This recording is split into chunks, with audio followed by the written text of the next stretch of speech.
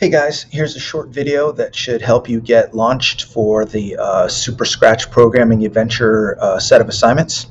So here we are in Google Classroom under Classwork, where the assignment is listed, and there are a number of steps. So first things first, watch the video below called Super Scratch Programming Adventure Preview to see the games what they're supposed to look like.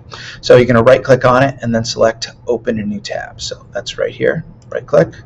Open a new tab, go to that tab, takes you to the YouTube website, loads. You might want to check the resolution to make sure it's nice and high so that you can see it. And this just basically walks you through what the games are supposed to look like. Now I'm not going to watch this whole thing. It's got a little soundtrack on it and everything. But if you fast forward through, well, I'm going to fast forward through. I want you to take a moment to look at it. It's only a few minutes long to see what each game is supposed to look like. Okay? They get more complex as we go along. Okay, so that's the preview. So make sure you take a look at that. Let's go back to classwork. All right, step 2, or I should say step 1. Right-click on the book below. That's this book. Okay, Super Scratch Programming Adventure. Then select Open Link in New Tab, just like we did for the video. Okay. So once we do that, we need to scroll down to page 36. So right-click, Open Link in New Tab. That opens the book up. Now, you can scroll down a number of different ways. You can use the wheel on your mouse to scroll down, or you can drag the scroll bar down. This is an actual book that was published, and it does have a bit of a storyline. You're welcome to read it if you want, but the assignments just cover the actual chapters. I don't really focus on the little cartoons they have in there for the storyline. It's up to you. So the very first chapter is a lot of basic stuff that I already showed you. So that's why I told you can just skip right down to page 36. So pages are listed right down here at the bottom.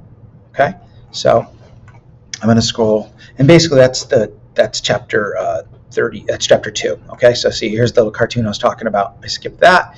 All right, so here we are, page 36. It's called The Space Odyssey. All right, so let's go back to the instructions. All right, so open a new tab. Go to the Scratch site. Okay, so we've got the Scratch site open right here, and it says go to the My Class menu. Okay. So here we are at Scratch. Let's go under My Stuff and go to My Classes, My Class. Click on that. Okay. Next, click on the link under what the class has been working on, Super Scratch Programming Adventure. If you remember, we did this and we favored this. So let's go.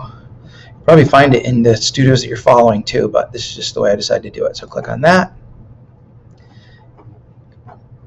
Here are all the assignments. Okay, so back to, all right, click on SS2 space and then select the remix button. So we're actually skipping the first one because we've already done coordinates. We're going to the second one, space. So you click on that. That opens up the project, but now we need to click remix so that it's now our project. And notice this project, it's saved as a remix, okay? It has all the sprites. It has the background you need, it has all the sprites you need, everything you need. We're just adding the code, okay? All right, now use the book, starting page 36, to code the space game. So here we are, we have the book. Here we are, we have Scratch. Now, there's a lot to this book, and there are times where you're definitely going to want to resize these screens so that you can see both things at the same time. Now, the absolute best way to, in the best possible scenario, you would have 2 monitors that you can use, maybe 2 separate computers, and then you would go back and forth between the 2. But that's not always possible, so you might just have to make it work with what you've got, either going back and forth between the tabs or just going split screen on a decent sized monitor. Okay, now to go split screen on a monitor, what you want to do is grab one of the tabs, okay, drag it down off the title bar, and that makes it into its own window. Then you want to click the resize button, and then you can manually resize it. Okay, now it comes up a little small, but we'll deal with that in a second. And then we'll resize the other window. We resize that manually over like so, and make it, and you can have them take up whatever portion of the screen that you want. It's a manual resize. Okay, so now you might be saying, wow, that makes it really tough to see. Well, you're right. So there's some things we can do. Let me go back to page 36.